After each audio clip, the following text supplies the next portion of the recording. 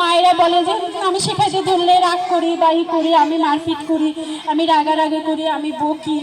তবে আমরা কিন্তু যথেষ্ট ধৈর্য সহকারে পড়াই, যথেষ্ট ধৈর্য সহকারে একটু একটু করে হাতটা ধরে একটা কোলে নিয়ে একটা পিঠে নিয়ে আবার কখনো আবার দেখা গেছে ঘুরে ঘুরে তার সাথে গান করে অভিনয় করে ছড়ার ছলে একটা একটা করে বর্ণ শেখায়। এই হচ্ছে ম্যাডামদের বৈশিষ্ট্য। অত্র প্রতিষ্ঠানের প্রতিষ্ঠাতার বৈশিষ্ট্য দেয়া আমার পক্ষে অসম্ভব। তিনি হচ্ছেন যথেষ্ট বিচক্ষণ একজন ব্যক্তি, যার সান্নিধ্যে আমরা 14 জন ম্যাডাম আছি, মানে শিক্ষিকা আছি। তো কি জানেন, সমাজে মেয়েরা বড় বড়ই অবহেলিত থাকে, তবে সমাজে কিন্তু মেয়েদের তেমনটা সম্মান দেওয়া হয় না।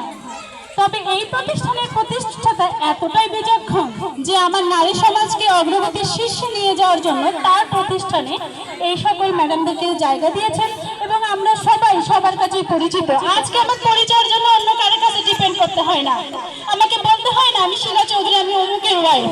আমার সবচেয়ে বড় পরিচয় আমি নিপ্রিমরোজ কেজি স্কুলের একজন শিক্ষিকা। এবং আশেপাশের যত রকমের প্রতিষ্ঠান আছে এবং আশেপাশে যত লোকজন আছে তাদের সবার থেকে আমাদের সম্মান কিন্তু কোনো অংশই থাকে না, কারণ আমার পরিচয় আমি একজন শিক্ষক, মানে একজন বিদ্যালয়ের শিক্ষিকা। সেই সম্মানটুকু দিয়েছেন আমার প্রতিষ্ঠাতা, তো তার জন্য একটা জোরে করতালি হোক। এখানে আরেকটা কথা না বললেই নয়, দেখেন নিজের পরিচয় পরিচিত কে হতে চায় না, সব মেয়েরাই চায়। তবে তিনি যে আমাদেরকে এত বড় সম্মান দিয়েছেন আমি অবশ্যই তার কাছে কৃতজ্ঞ, সারা জীবন থাকবো এবং আগামীতেও তার জন্য আমি কৃতজ্ঞতা অবশ্যই প্রকাশ করব। আমি থাকবো না সেটা বিষয় না, কে থাকবে কে থাকবে না সেটা না, সম্মান জিনিসটা কোনোদিন কারো মূর্ছা যায় না। যে সম্মান আমরা তার কাছ থেকে পেয়েছি সেই সম্মানের জন্য অবশ্যই তার কাছে আমি কৃতজ্ঞ। আর দ্বিতীয়ত আরেকটা কথা, এই যে আমার ছোট ছোট সোনামণিরা আছে তাদের আকর্ষণের জন্য আমরা কিন্তু পারতপক্ষে সর্বসময় একটা করে নতুন নতুন আকর্ষণের সৃষ্টি করেছি।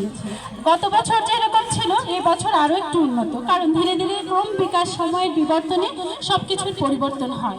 তবে সবকিছুর পরিবর্তনের সঙ্গে আমরাও সবাই একটু নিজেদেরকে পরিবর্তন করেছি।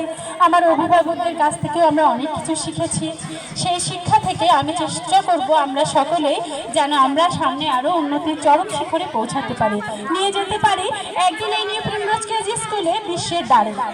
এটার জন্য আপনারা সবাই আমাদের জন্য দোয়া করবেন।